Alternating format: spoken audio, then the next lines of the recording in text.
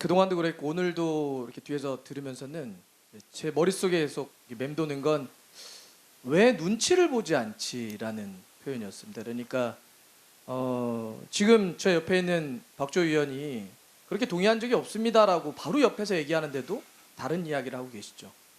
완전히 동떨어진 이야기들을 많이 하고 계시는데 왜 눈치를 보지 않을까 이렇게 생각을 하면서 두 가지를 정도 생각을 해봤습니다. 첫 번째는 정몽규 회장과 홍명보 감독은 저희랑 살아온 궤적이 좀 다른 것 같으세요. 확실히 우리 일반적인 사람들이 살았던 삶의 궤적과 다른 삶을 사신 것 같습니다.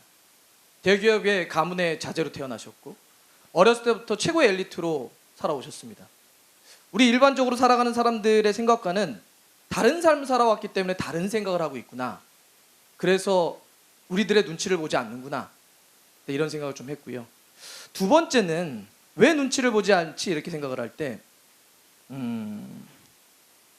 밖에 있는 사람들은 축구협회에 구체적으로 개입할 수가 없습니다.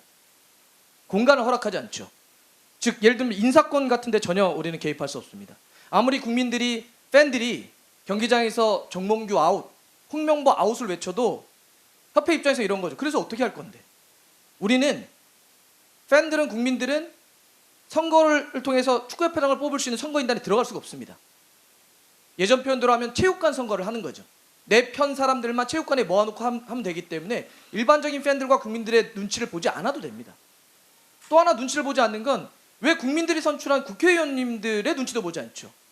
왜냐하면 그렇게 나한테 자꾸 인사권에 개입하면 피파가 월드컵 못 나오게 할 거야 라고 하는 겁박을 주죠. 그러면 팬들의 눈치도 보지 않고 국민들이 선출한 국회의원분들의 눈치도 보지 않으면 어디 눈치를 보겠다는 겁니까?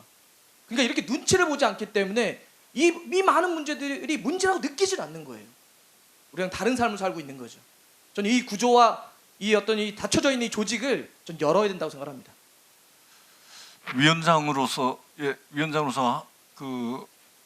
우리 정몽규 회장님께 말씀을 드려보겠습니다. 조금 전에 우리 박문성 해설위원님 저 말씀에 대해서 우리 정몽규 회장님 어떻게 생각하십니까?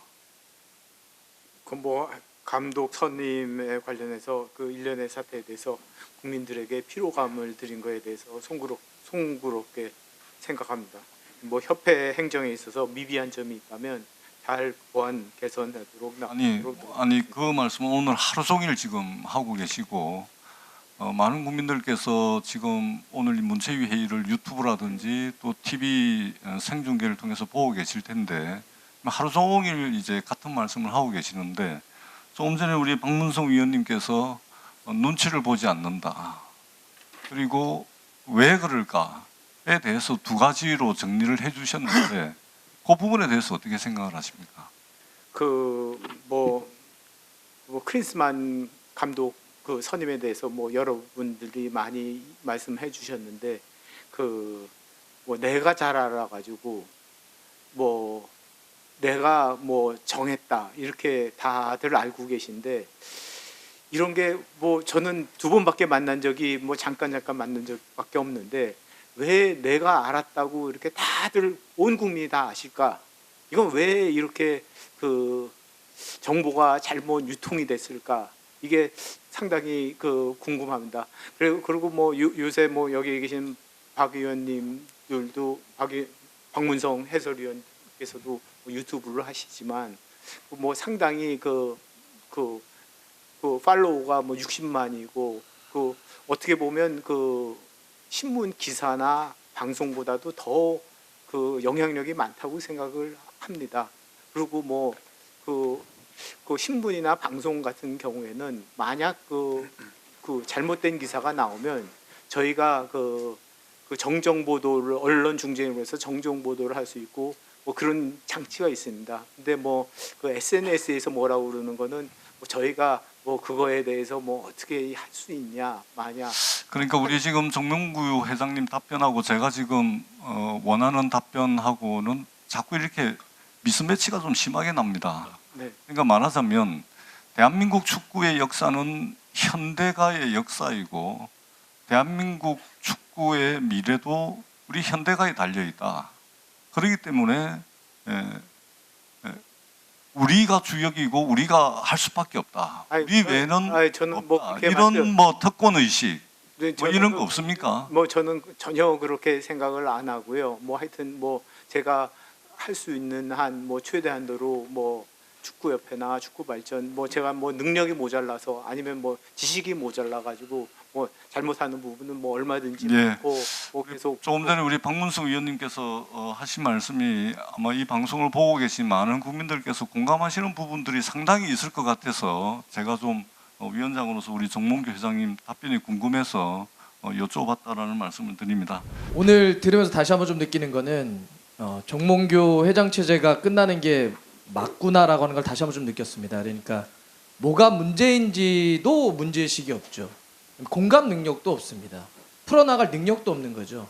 홍명보 감독이 불공정한 방식으로 선임됐을 때 제가 아는 지도자가 저에게 연락을 했습니다. 이제는 지도자를 그만할 생각이다. 그러니까 이름 없던 사람들은, 이름 없는 지도자는 10년을 15년을 밑바닥에서 계속 굴러도 프로팀 코치 한번, 프로팀 감독 한번 하기가 어렵습니다. 근데 누군가는 저렇게 특혜를 발휘하면서 국가대표 감독을 준다? 나는 이제 감독 못하겠다, 지도자 못하겠다 이런 이야기를 했죠. 비단 이번 사건만 전 그렇지 않다고 봅니다. 좀만 길게 보면 승부조작범을 그렇게 사면하면 안 되죠. AMH 있는 날 꼼수 사면을 한 거죠. 매우 반스포츠적 행위입니다. 만약 우리 사회에서 반사회적인 범죄를 저질렀는데 그런 식으로 꼼수로 사면한다? 아마 난리가 났을 겁니다. 클린스만 감독 그때 당시 전력강화위원들에게 발표한 당일날 소집해서 바로 그날 통보하고 30분 뒤에 발표를 합니다. 말도 안 되죠. 파리올림픽 진출 실패했다고 하는데 그게 그냥 실패한 게 아닙니다. 축구 질 수 있죠. 근데 그때 어떻게 했냐면 파리올림픽을 이끌어야 되는 황선홍 감독을 굳이 안 해도 되는 임시감독으로 겸임시킵니다. 많은 사람들이 그러면 안 된다고 했죠. 위험하다고. 하지만 그 판단을 못합니다. 결국은 파리올림픽 진출 실패했습니다. 또 홍명보 감독까지 이어지는 거죠. 저는 이런 무능력, 무원칙, 불공정은 하나의 어떤 사건이 아니라 지금 정몽규 회장 체제가 이어지는 한 계속 반복될 수밖에 없다. 그런 점에서 저는 뭐 팬들도 그러겠지만 많은 국민들도 이제는 끝나야 되지 않을까 다시 한번 재확인하는 것 같습니다.